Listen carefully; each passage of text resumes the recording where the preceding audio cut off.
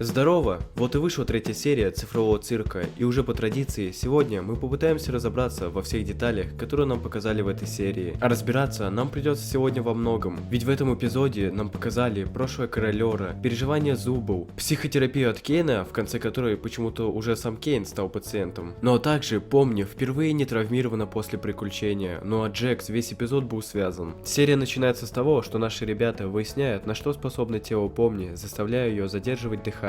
Ведь оказывается, у каждого тела есть свое свойство. Потому что с каждым происходит что-то свое. Например, Королер начинает светиться.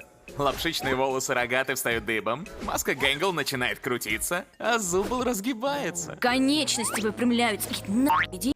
И это даже сыграет свою роль в конце серии. Но во время их игр неожиданно врывается Кейн и посылает всех на очередное приключение. Зубл, в свою очередь, не желая участвовать в этом, уходит. А наши ребята отправляются в приключение, в котором, по стечению обстоятельств, Помни опять попадает в какую-то жопу. И попадает туда она не одна, а с Королером, который как бы не очень адекватный. Кстати, попадает она туда именно по вине Королера, из-за чего кажется, что Помни не повезло еще больше. Но тут выясняется, что Королер в темноте начинает вести себя адекватно. И оказывается, что он очень даже умный, а все связано с его женой, которая не смогла выдержать нахождение в цирке и рассеялась. Но в темноте она успокоилась, а Королер смог с ней попрощаться. И тут мы можем кое-что понять, а именно, почему Кейн засовывает всех рассеянных в темный подвал. Видимо, не только жена Королера успокаивается в темноте. Я думаю, что все, кто рассеялся в той или иной степени, испытывают страдания, и именно из-за них так бушуют, вредя всем вокруг. Кейн же не может исправить их состояние, но может облегчить их страдания, поместив их в темноту, где они успокоятся и перестанут так сильно страдать. Ведь как мы видим в первом эпизоде, рассеянные очень агрессивные, но почему-то, когда Кейн открывает портал в подвал, никто из них даже не пытается сбежать, что еще раз нам показывает их спокойствие в темноте и подтверждает мое предположение. Возвращаясь к Королеру, можно понять, что нам уже давали предпосылки на его прошлое в первом и втором эпизоде. Ведь теперь пребывание Королера в форте подушек имеет смысл, так как там темно, а он начинает нормально думать только в темноте. А еще это откровение в том, что его жена увлекается насекомыми. В пилотной серии он выбегает из форта, говоря: Did someone say something about an insect collection?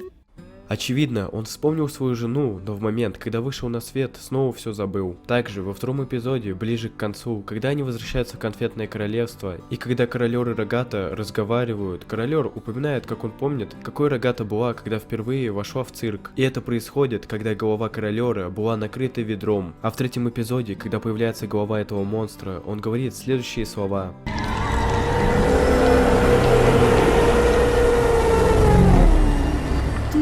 Потрясно, дорогая. Очевидно, что он снова вспомнил свою жену в момент, когда она была рассеяна. Также в оригинале прозвучали слова о том, что он изучал информатику 7 лет. Грустно говоря, Черт. 4 года обучения информатике ради этого.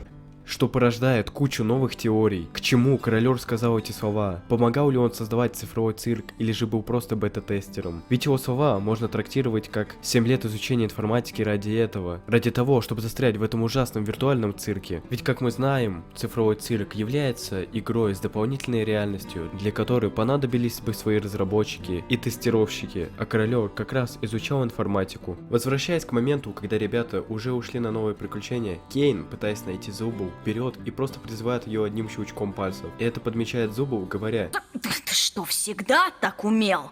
то есть Кейн по одному своему желанию может призвать к себе любого человека, о чем наши ребята даже не подозревали, судя по удивлению Зубл. Кейн же не обращает внимания на ее вопрос, начинает спрашивать ее, почему она не пошла со всеми остальными, ведь он так старался ради нее и создавал этот квест. И чтобы разобраться в этом, он начинает проводить с ней психотерапию, в ходе которой мы узнали очень важную вещь. Когда Зубл признается, что никому не нравится приключения Кейна, тот сначала пытается это отрицать, но потом начинает задумываться над ее словами и зависает на некоторое время, а вместе с ним зависает и весь цирк. И такие зависания уже были в пилотной серии, но на этот раз причиной стало то, что Кейн не может принять того, что единственное, в чем он хорош, создание приключений, никому не нравится. И тут можно понять, для чего Кейн создавал все эти квесты. До этого можно было подумать, что Кейн пытается не допустить того, чтобы игроки рассеялись, с помощью приключений отвлекая их от самобичевания. Но не было понятно, для чего он пытается защитить людей и для чего они ему нужны. Теперь же нам стало известно, что Кейн хочет, чтобы кто-то проходил его квесты, и это должны быть не просто NPC, нужны именно люди. Ведь чтобы проходить такие квесты, нужно иметь интеллект лучше, чем у простого NPC. Но как мы видим из второй серии, если им дать слишком высокий интеллект, то они начнут копаться в себе и потеряют весь смысл существования. Возможно, при создании ИИ Кейна разработчики заложили в него желание создавать и делать лучше свои квесты, чтобы он удерживал внимание игроков. Ведь скорее всего, удивительный цифровой цирк должен был стать игрой с дополнительной реальностью, в которой Кейн, главный ИИ, создавал бы приключения игрокам. И вот, в момент, когда Кейн начал задумываться над тем, что единственное, для чего он создан, никому не нравится, и он начал зависать. А так как он является центральным ИИ, который создал весь цирк, то вместе с ним начал зависать и весь цирк. Ну а если в это углубиться, возможно, Кейн в этот момент начал осознавать, что все, что он делал, никому не нужно, и он начал думать о том, чтобы стереть все, что он создал. Но вовремя одумался, когда его позвала Зубл. И вот, когда наши ребята уже возвращаются с квеста, мы видим, что Кейн лежит и рассказывает о себе, а Зубл с пузырьком проводит ему психотерапию.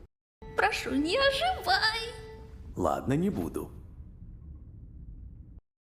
Также можно поговорить про семью Милденхоув и разобраться в том, что у них произошло. Как мы можем понять из записи Феодора, он был охотником. Он называл это хобби, хотя многие понимали, что он стал одержимым охотой. И вот, в какой-то момент он решил начать охоту за каким-то существом, которое не было похоже ни на зверя, ни на человека, оправдывая это защитой своей семьи. Хотя, возможно, это существо и не пыталось нападать на него до момента, как он его не ранил и не отрезал ему голову. Примерно тогда-то он и понял, что это был один из ангелов божьих. А возможно, он знал это и до момента охоты. Когда он понял, что он творил, он стал повсюду видеть это чудовище, которое должно было когда-то прийти за ним. И вот, в один из таких приступов, он застрелил свою жену, подумав, что это и есть тот монстр. И судя по его записям, мы можем понять, что она могла быть беременна. Ведь Феодор говорил про защиту своей жены и потенциальных детей. И этому есть доказательства, а именно Фантомик. Он может являться ребенком Милденхоув, который так и не успел родиться, потому что отец застрелил беременную мать. И таким образом, души матери с ребенком остались в доме, а тело отца осталось в подвале, но душа его попала в ад.